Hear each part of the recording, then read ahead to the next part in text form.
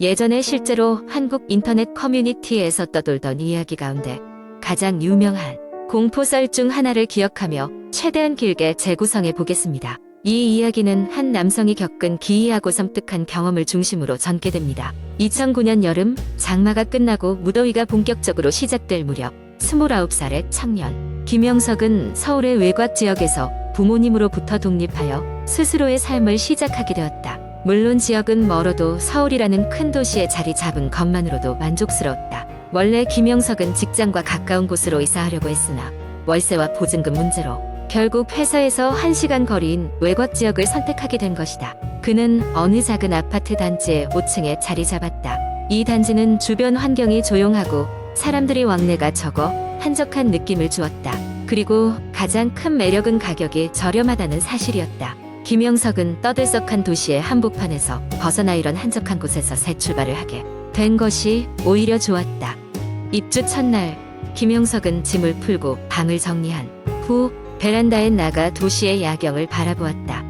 그러나 이상하게도 아파트 단지 전체가 실내등을 켜지 않은 것처럼 어둑어둑했다. 평일 밤 9시가 넘는 시간임에도 불구하고 대부분의 집에서 불이 켜지지 않은 것이다. 이 아파트 주민들은 일찍 잠자리에 드나보다 김영석은 대수롭지 않게 생각하고 방으로 돌아갔다. 며칠이 지나도 김영석의 생활은 평온했다.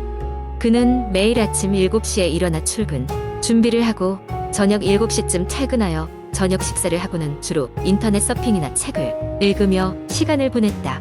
그러던 어느 날 벽장에서 옷을 꺼내려던 중 벽장 깊숙한 곳에서 하나의 작은 나무 상자를 발견했다. 상자는 매우 오래되어 보였고 먼지가 쌓인 채 방치된 느낌이 들었다. 김영석은 상자를 열어보았다.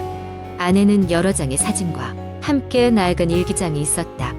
사진들은 몽환적이었으며 주로 한 아파트를 배경으로 한 어린아이와 가족들의 모습이었다. 그러나 사진 속 아이의 웃는 얼굴과 대조적으로 그 뒤에 숨겨진 무언가가 느껴졌다. 일기장은 어린아이의 자취로 가득 차 있었다.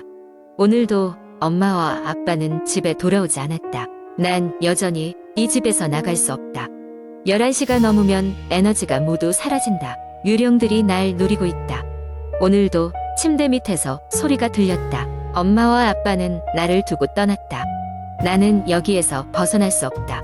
기이한 내용들이 반복되며 일기의 마지막 장에는 마지막으로 남긴다. 만약 이 일기를 읽는 사람이 있다면 이 아파트를 떠나지 말라. 그들은 여기에 있다. 라는 글이 적혀 있었다. 김영석은 등골에 서늘한 기운을 느꼈다. 이 글이 장난이라면 정말 잘 만들어진 장난일 것이다. 그러나 그것이 사실이라면? 그날 밤 김영석은 평소와 다름없이 잠자리에 들었다. 그러나 한밤중 갑자기 이상한 소리에 눈을 떴다. 가벼운 발걸음 소리가 그의 방 주변에서 점점 가까워졌다. 김영석은 놀라서 몸을 일으켜 세웠지만 아무것도 보이지 않았다. 다시 잠을 청하려 했으나 잠에서 깨어난 후 더 이상 눈을 감고 있을 수 없었다. 결국 거실로 나와 TV를 켰다. 그러나 TV 화면은 감지되지 않는 신호로 인해 흑백의 점들로 가득 찼다. 김영석은 전등이 깜빡이는 것을 보았다. 순간 그의 등 뒤에서 차가운 바람이 느껴졌다. 돌아서 보니 벽장 문이 열려 있었다.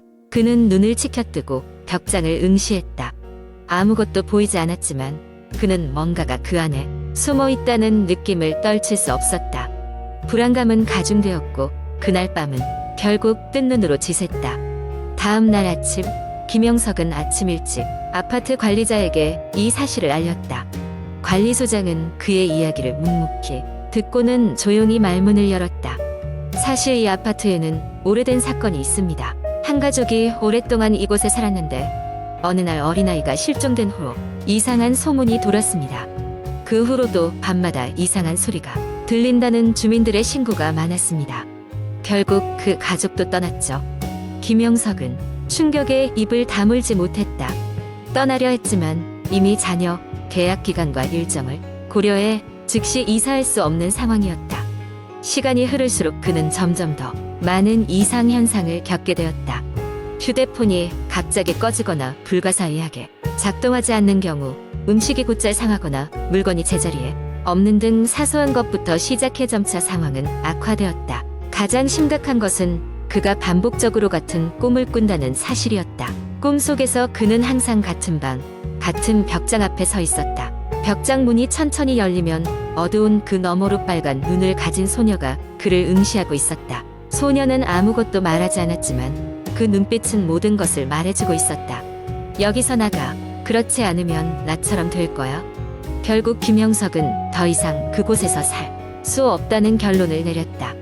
그는 계약을 파기하고 친한 친구 집으로 임시 거주지를 옮겼다. 이사 후에도 여러 번 꿈에서 그 아파트와 소녀를 보았으며 한동안 정신적으로 불안정한 상태를 겪었다. 이후 그 아파트를 다시 찾을 용기는 나지 않았다. 몇 년이 지난 후 김영석은 인터넷을 통해 자신이 살던 아파트 단지에 대한 정보를 찾아보았다. 그 단지는 몇 년 전 철거되고 그 자리에 새로운 건물이 들어섰다. 그러나 그 단지에 대한 소문은 여전히 끊이지 않았으며 그 장소와 관련된 기이한 현상은 여전히 사람들의 입에 오르내렸다. 김영석은 그 후로 더 이상 그 사건에 대해 이야기하지 않았지만 그때의 경험은 그의 인생에서 가장 무서웠던 기억으로 남아있을 것이다. 두 번째 이야기. 짙게 깔린 안개가 거리 곳곳을 덮친 어느 늦은 겨울밤, 나는 대학 동기들과 함께 술자리를 마친 후 집으로 돌아가기 위해 혼자 택시를 잡아 타고 있었다. 머리가 약간 띵하고 적당히 취한 기분이었지만 그리 참을 수 없을 정도는 아니었다. 택시에 오른 나는 얼굴을 앞좌석에 묻고 살짝 눈을 감았다. 몹시 피곤하긴 했지만 기분 좋게 마신 술 덕분에 마음은 편안했다. 택시는 점점 내가 사는 외곽 지역으로 향해 나아갔다. 주택가가 가까워질수록 거리는 더욱 한산해졌다. 창밖을 보니 가로등 하나 없이 깜깜한 길이 이어져 있었다. 이대로 가다 보면 집이 보일 텐데 언제부턴가 운전기사가 아무 말 없이 반대 방향으로 차를 돌렸다. 처음에는 내가 취해서 헷갈린 줄 알았지만 갈수록 확신이 들었다. 우리는 이상한 방향으로 가고 있었다. 기사님, 여기서 어디로 가는 거예요? 제가 사는 곳이 이곳이 아닌데요? 나는 조심스레 물었다. 그러나 기사는 대답 없이 앞을 응시한 채 운전에 집중했다. 순간 섬뜩한 기분이 들어 다시 한번 더 크게 물었다. 기사님, 제 말 안 들리세요? 여기서 돌아가줘야 해요. 이번에도 그는 아무런 대답이 없었다. 이제 완전히 의심스러워진 나는 폰을 꺼내 위치를 확인해 보려 했지만 신호가 통하지 않았다. 뭐지? 어딘가 문제라도 있는 걸까? 순식간에 등 뒤로 땀이 흐르는 듯한 공포가 휘몰아쳤다. 순간 너무 놀라 거의 소리치다시피 물었다. 여기서 뭐 하시는 거예요? 이러다 경찰 부를 거예요. 그제서야 기사는 천천히 미소를 지으며 나를 돌아봤다. 당신이 내려다 보이는 눈빛이 정상적으로 차가웠다. 마치 인간이 아닌 다른 존재가 된 듯한 모습이었다. 어차피 여기서 내가 부를 경찰은 오지도 못해. 이 길은 누구도 모르는 비밀의 길이니까. 그 말을 듣고 나는 곧바로 문을 열고 뛰쳐나가려 했다. 하지만 문은 이미 잠겨 있었다. 나는 공포에 질려 문을 두드리고 비명을 질렀지만 아무도 내 소리를 들을 수 없을 정도로 그곳은 고요했다. 이대로는 절대 무사히 집에 돌아갈 수 없을 것만 같았다. 그 순간 택시는 갑자기 멈췄다. 기사도 역시 차문을 열고 바깥으로 나갔다. 나는 그의 뒤를 조용히 따라갔다. 그래, 어쩌면 지금이 탈출할 수 있는 기회일지도 몰라. 술에 약간 취한 상태였지만 정신을 바짝 차렸다. 기사는 차 트렁크를 열더니 무언가를 꺼냈다. 음침한 웃음소리가 들리자마자 나는 달리기 시작했다. 어두운 숲속을 헤치며 어딜 향하는지도 모르고 미친 듯이 뛰었다. 나무 가지가 얼굴을 핥히었지만 그 아픔보다 지금 이 위기에서 벗어나야 한다는 생각뿐이었다. 택시 기사의 목소리가 점점 멀어지자 조금씩 안도감이 들었지만 역시나 무사히 빠져나가기란 쉽지 않았다. 얼마나 뛰었는지도 모를 그 순간 나는 낡고 허름한 집을 발견했다. 불빛 하나 없는 그곳이 내게는 유일한 희망처럼 느껴졌다. 서둘러 문을 두드리며 들어가려 했지만 문은 잠겨 있었다. 나는 급한 마음에 창문을 깨고 안으로 들어갔다. 먼지 쌓인 방 안에서 숨을 죽이고 앉아 있었는데 숨소리조차 들리지 않았다.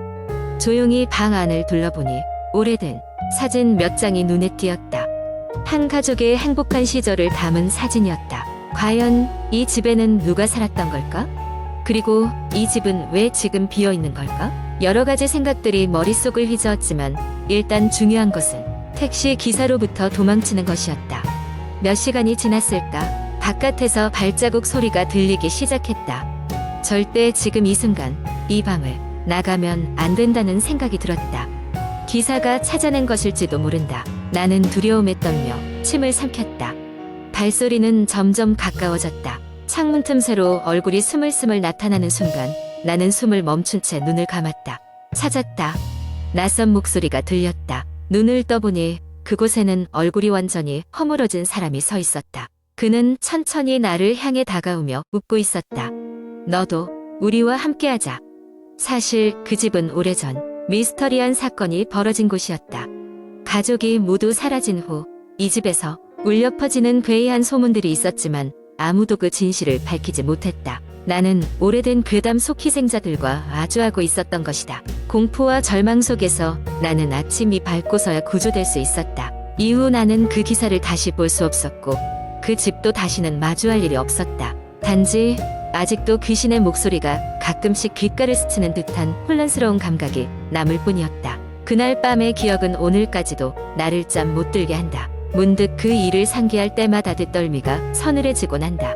혹시라도 당신이 늦은 밤 이상한 길로 들어서게 된다면 조심하라는 말밖에 해줄 수 없다. 당신도 나와 같은 경험을 하지 않기를 바라며.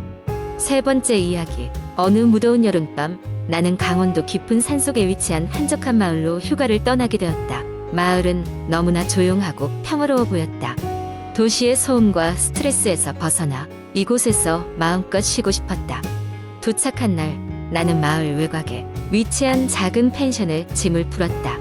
펜션 주인 할아버지는 나를 반갑게 맞이해 주었지만 뭔가 말하고 싶은 듯한 표정이었다. 젊은이, 저녁이 되면 절대 산 아래 호수 쪽으로 가지 말게나 할아버지가 조심스레 말했다. 나는 이유를 묻고 싶었지만 그냥 내라고 대답하며 방으로 들어갔다. 늦은 오후가 되어 산책을 하던 중 나는 호기심이 생겨 할아버지의 경고를 무시하고 호수 쪽으로 향했다. 호수는 맑고 고요했으며 주위엔 아무도 없었다. 그 순간 호수 가운데에서 뭔가 이상한 기운이 느껴졌다. 물 위에 희미하게 떠오르는 형체, 마치 사람의 얼굴 같았다. 깜짝 놀라 나무 뒤로 숨었지만 다시 보니 아무것도 없었다. 날이 어두워지기 시작하고 나는 펜션으로 돌아가렸으나 길을 잃어버렸다. 도와줄 사람도 없었고 핸드폰도 터지지 않았다. 그때 어둠 속에서 누군가의 발소리가 들려왔다. 잔뜩 겁에 질린 나는 급히 소리가 나는 쪽을 향해 걸어갔다. 가까워질수록 소리가 점점 더 가까워지더니 결국 바로 뒤에서 멈췄다. 그 순간 차디찬 손이 내 어깨를 잡았다. 돌아보니 흰색 한복을 입은 여인이 서 있었다. 얼굴에는 피가 흘러내렸으며 눈은 공허하게 열려 있었다.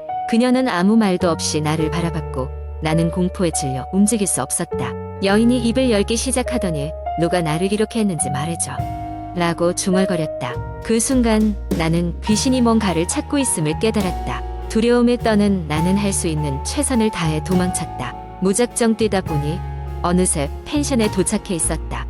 심장이 터질 듯이 뛰었지만 결국 방에 들어와 문을 닫고 숨을 고르기 시작했다. 그날 밤 나는 잠을 이룰 수 없었다. 끔찍한 공포에 사로잡혀 자꾸만 귀신의 얼굴이 떠올랐다. 이상한 소리가 들려 방 안을 이리저리 돌아다녔지만 아무것도 찾을 수 없었다. 마침내 동이 트고 나는 모든 것을 똑바로 이해할 수 있게 되었다. 마을 사람들과 이야기를 나누다 보니 오래전 그 호수에서는 마을 처녀가 억울한 죽음을 맞이했다고 했다.